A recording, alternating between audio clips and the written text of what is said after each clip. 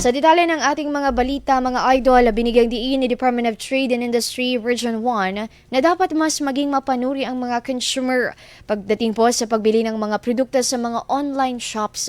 Ayon sa DTI Region 1, dapat umanong siguruhin ng mga consumer kung ang pinili bang online product sa isang online seller ay may contact number at mainam na may physical store. Mahirap umano kasing ireklamo sa tanggapan ng mga bogus seller, lalo kung wala naman umanong maghahabol sa mga ito dahil hindi rin sila rehistrado at walang pisikal na gusali sa mga produktong itinitinda. Dapat umano na intindihin at tignan ng mabuti ang mga nasa online, lalo at malawak ang digitalization upang maiwasan ang mga online scamming. Sa kabila nito, patuloy pa rin ang paghikayat ng DTI Region 1 na yakapin ang digitalization pagdating sa bagong pamamaraan ng kalakalan, ngunit may kaakibat din na responsibilidad.